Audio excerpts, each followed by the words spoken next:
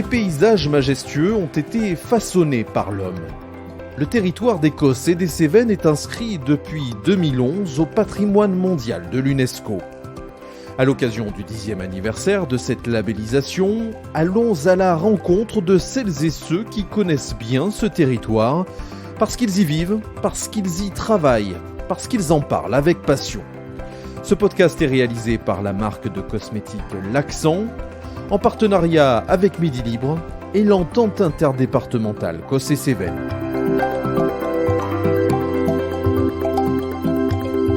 Épisode 2, Châtaignes et châtaigniers. C'est la culture principale des terrasses cévenoles. Donc voilà, nous avons des arbres qui sont très beaux, des arbres anciens. Donc c'est vraiment une culture identitaire, on dira.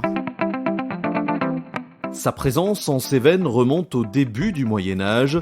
Le châtaignier est depuis indissociable de l'identité de ce territoire. Des hommes et des femmes vivent de la production de son fruit, la châtaigne. Rencontre avec Nadia Vidal, castanéicultrice au Collet de Dèze en Lozère et présidente de l'association des producteurs de châtaignes des Cévennes. Nadia Vidal, bonjour. Bonjour. Alors on va parler de ce fruit emblématique de ce territoire, de cette châtaigne. Châtaigne qui a obtenu récemment, c'était en septembre 2020 je crois, l'appellation d'origine contrôlée. C'était, on peut l'imaginer, la fin d'un dossier qu'il a fallu porter. Pourquoi avoir souhaité faire reconnaître la châtaigne en AOC ? Alors effectivement, c'est un dossier très long à porter puisqu'on a attendu pendant une bonne quinzaine d'années. Donc on a été reconnu en appellation d'origine contrôlée en septembre 2020. Et là, notre dossier est parti à l'Europe pour l'AOP, l'appellation d'origine protégée. Un produit en signe de qualité, c'est des hommes, un territoire et un produit.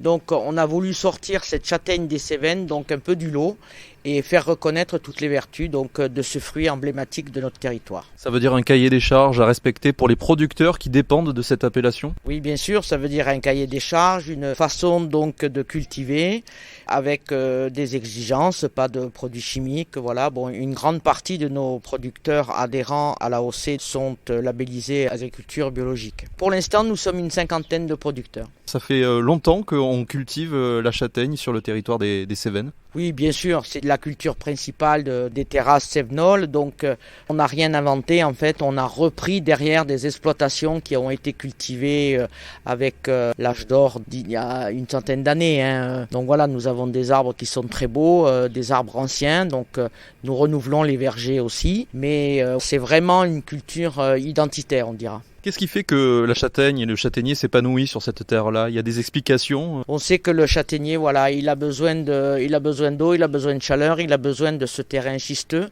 Donc les trois font qu'il se plaît beaucoup dans les Cévennes. Ce sont des arbres, quand ils sont trop vieux, vous pouvez, ce qu'on appelle un peu le recépage, donc on les coupe au pied et puis vous avez des jeunes arbres qui vont pousser que vous allez regreffer 3 ans après. Vous aurez de nouveau donc des arbres qui vont durer 100 ans. Et concernant la saisonnalité vraiment du fruit de la châtaigne, on sait que c'est un produit d'automne a priori. Eh bien oui, c'est un produit d'automne, donc le châtaignier il va fleurir au mois de juin et puis les chatons, puisque voilà, ça s'appelle des chatons, donc et puis ça va se développer, le fruit va donc pousser.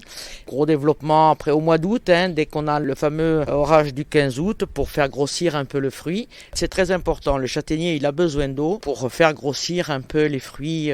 Voilà, le soleil va nous amener le sucre, mais la pluie va nous amener aussi la grosseur du fruit. Qu'est-ce qu'on en fait de cette châtaigne ensuite ? Quel est votre métier ensuite ? Parce qu'il faut s'occuper de l'arbre, s'occuper du fruit. Comment vous l'utilisez, le transformez ? On a de multiples utilisations, donc on peut les manger en frais, donc vous les grillez à la poêle et vous les mangez comme ça, vous pouvez les faire bouillir, vous pouvez le mettre en soupe, nous on en fait de la farine, on en fait de la confiture, on fait des produits salés aussi avec la châtaigne, on fait de la farine, donc voilà, puisque nous avons les 3 produits en AOC, donc les 3 produits labellisés sont le fruit frais, la farine de châtaigne et la châtaigne sèche, donc là qui est vraiment un produit vraiment emblématique des Cévennes pour faire la soupe, ce qu'on appelait donc bajana. Il y a souvent cette question qu'on doit vous poser, surtout les touristes, quelle est la différence entre la châtaigne et le marron ? La différence entre le marron et la châtaigne, vous avez une différence au niveau du calibre, vous avez une différence au niveau de la variété. Un marron, donc vous avez un fruit dans une bogue, une châtaigne, vous en avez 3, 2, 3, voilà, ça va dépendre. À l'intérieur d'un marron, vous n'avez pas de tente, donc une petite petite peau qui sépare le fruit. À l'intérieur d'une châtaigne, vous pouvez en trouver. Voilà. Vous avez des châtaignes qui ont une classification marron. C'est un terme qui est très compliqué.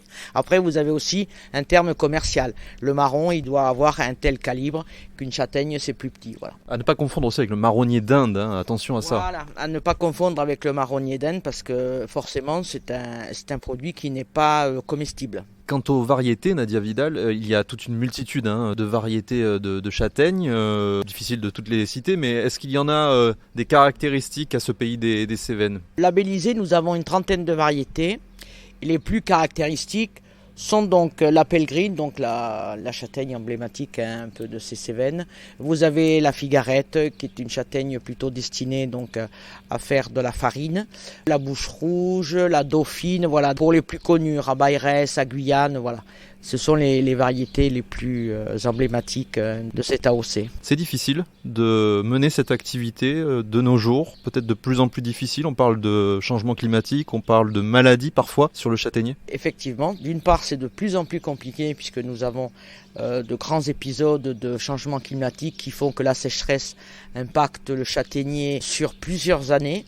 La principale maladie qui affecte le châtaignier, on va parler de la maladie de l'encre, qui est une maladie qui attaque les racines et qui décime des pans de montagne complètes. Donc il faut savoir que la maladie de l'encre donc, est sur le territoire depuis bien un peu plus de 50 ans et qu'il n'y a pas de programme de recherche dédié puisque nous n'avons aucune solution pour cette maladie. Nous avons eu aussi une période très compliquée avec l'arrivée du cynips sur notre territoire. On a pu endiguer le gros, puisque le cynips c'est un insecte, donc on a pu introduire un prédateur qui s'appelait donc le Thorimus. Et on a fait une lutte biologique. Nous avons quand même des solutions, mais pour la maladie de l'encre, nous n'en avons pas. On peut aussi parler d'une autre maladie qui touche l'arbre précisément. Oui, alors là, c'est une maladie qui touche l'arbre, notamment quand on les greffe, donc c'est le chancre.